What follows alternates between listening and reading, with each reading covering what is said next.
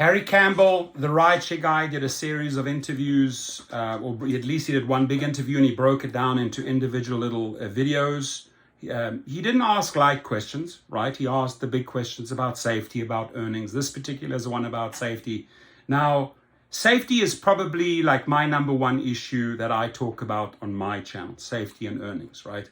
The poor treatment of drivers, underpaid, and then the fact that every single day, carjackings, murders, stabbings, and they're doing nothing about it. So when I read the headlines like Uber CEO Dara Khosrowshahi comments on how Uber is addressing safety, I can tell you what, without even having to switch on the video, I know the answer. You are doing nothing, Dara Khosrowshahi. So if you get posed that question, and I haven't seen this video yet, I'm dying to find out what bullshit you're going to spin, because I know deep down, looking at all the cities, all the countries, that you're doing diddly squat, zero, nothing about safety.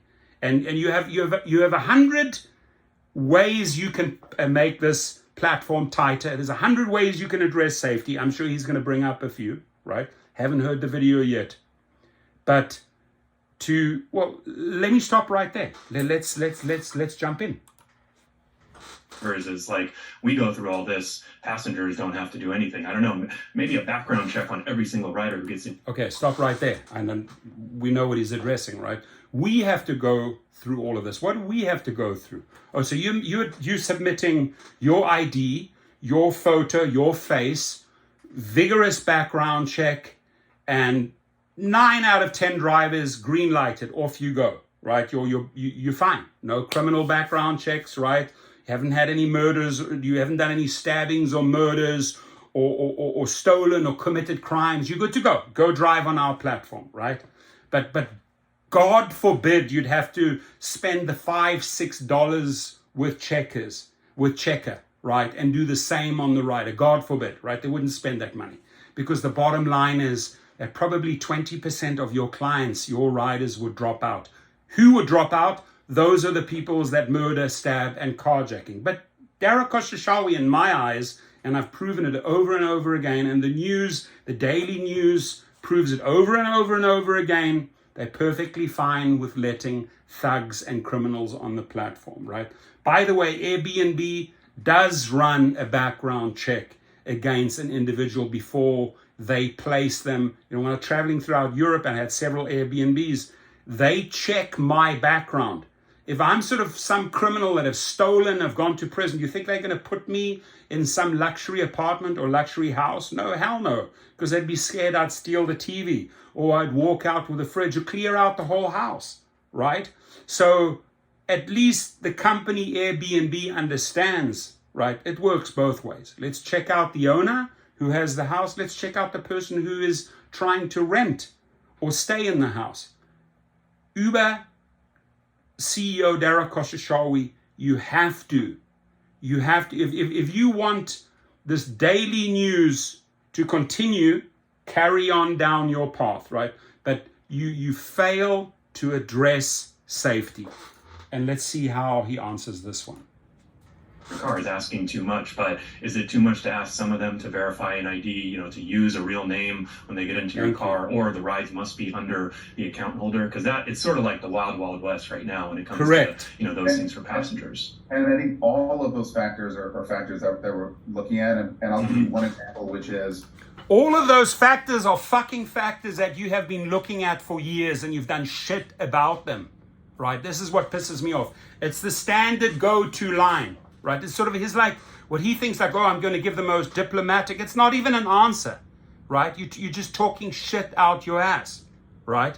Just pure shit when you say, oh, yeah. Oh, no, we looking at that. How long have you been looking at that, Dara Khosrowshahi? How long have you not acted? Because the bottom line is that month after month, week after week, year after year, when you're sitting and using the same go-to lines in all your interviews, oh, no, we're looking at that.